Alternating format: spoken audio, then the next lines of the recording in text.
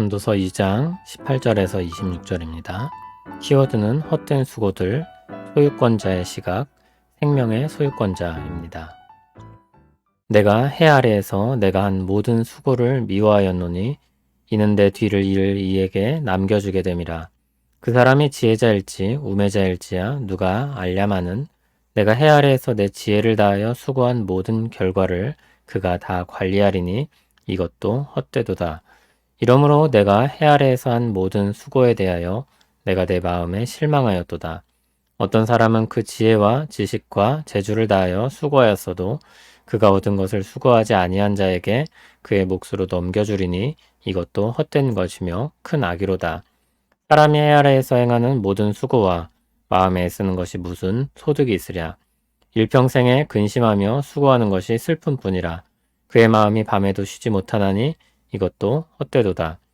사람이 먹고 마시며 수고하는 것보다 그의 마음을 더 기쁘게 하는 것은 없나니 내가 이것도 본즉 하나님의 손에서 나오는 것이로다. 아, 먹고 즐기는 일을 누가 나보다 더 해보았으랴. 하나님은 그가 기뻐하시는 자에게는 지혜와 지식과 희락을 주시나 죄인에게는 노고를 주시고 그가 모아 쌓게 하사 하나님을 기뻐하는 자에게 그가 주게 하시지만 이것도 헛되어 바람을 잡는 것이로다. 아멘. 전도자는 자신의 모든 수고를 미워했다고 합니다. 그 모든 것을 다른 사람에게 남겨줘야 하기 때문입니다. 앞에서도 계속해서 말하고 있는 내용입니다. 전도자는 인간의 한계를 미워하고 있으며 그 한계를 가장 분명하게 드러내는 것은 죽음입니다. 누구나 자신이 수고한 모든 것들을 다른 사람에게 남겨주고 떠나고 싶지 않을 것입니다. 게다가 그것을 받게 될 사람이 지혜자인지 우매자인지도 모르는 것입니다. 다시 말해 그가 일평생 수고한 모든 것들이 다음 세대에 다 허망해질 수도 있는 것입니다. 그러므로 해 아래에서 한 모든 수고에 대한 전도자의 마음은 실망입니다. 어떤 사람은 온 힘을 다해 수고했으나 그것을 수고하지 않은 자에게 넘겨주기도 합니다. 그러니 해 아래에서 행하는 모든 수고와 마음에 애쓰는 것이 무슨 소득이 있다고 할 수 있습니까? 그래서 전도자는 말하길 일평생에 근심하며 수고하는 것이 슬픔뿐이라 그의 마음이 밤에도 쉬지 못하나니 이것도 헛되도다 이렇게 말합니다. 24절을 보면 사람이 먹고 마시며 수고하는 것, 즉 이 땅에서 열심히 살아서 그 결실을 누리는 것, 그것이 인생의 기쁨인데 전도자가 보니 그것이 하나님의 손에서 나오는 것이었습니다. 다시 말해 열심을 내어 얻고자 한 사람에게서 나오는 것이 아니라는 것입니다.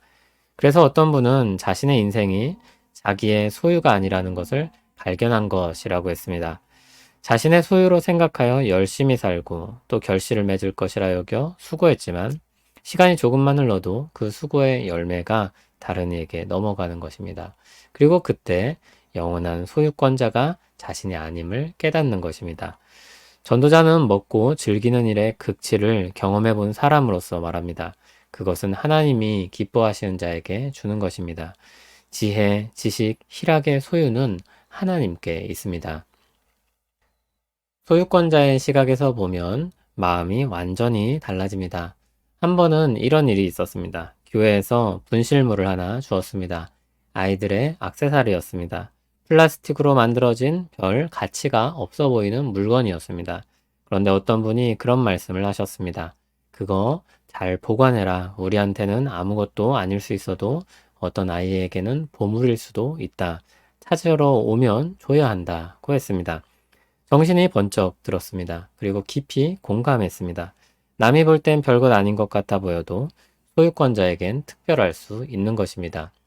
또 이런 경우도 보았습니다. 어떤 분이 정말 낡고 닳아서 버려야 할 물건을 오랫동안 가지고 사용하기도 하는 것입니다. 바꿀 때가 한참 지난 것 같은데 물건도 영원할 수 없는데 너무 집착하고 있는 것 아닌가 하는 생각이 들었습니다. 그런데 대부분 그런 물건들은 무엇이 있겠습니까? 사연이 있는 물건입니다. 어떤 특별한 사람에게 선물 받은 물건, 어떤 특별한 날에 받은 무언가, 그런 것입니다. 그것은 단지 물건의 기능으로 존재하는 것이 아니라 그 자체로서 추억과 의미가 담긴 것입니다. 소유권자에게 전혀 다른 의미를 가지는 것입니다.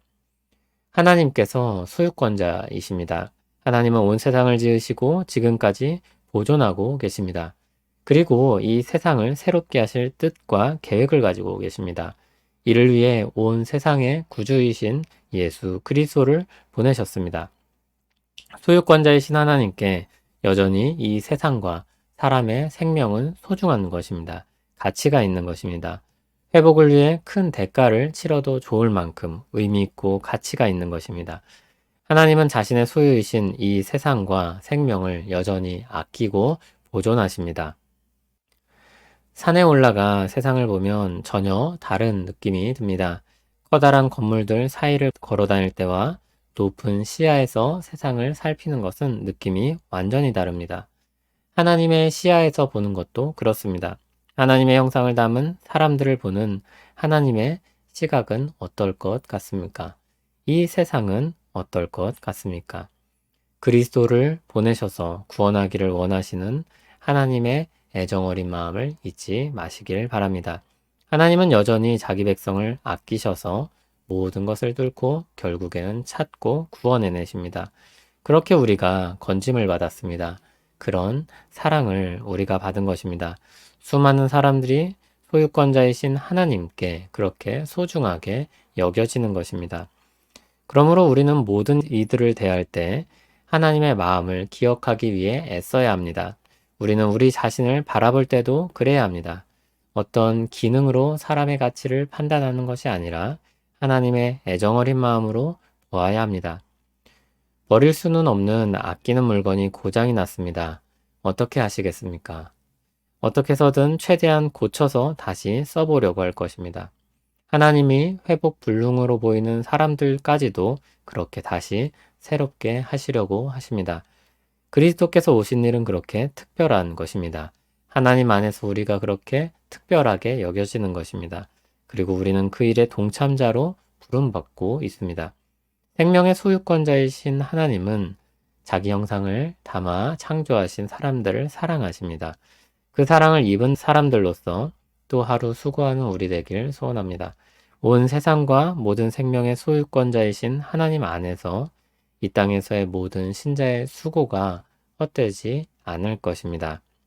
주님의 마음을 알게 하옵소서, 주님의 뜻을 알게 하옵소서, 그것이 참 지혜임을 새기게 하옵소서, 주님의 눈으로 세상과 사람들을 보게 하시며 주님의 마음을 계속해서 닮아가게 하옵소서.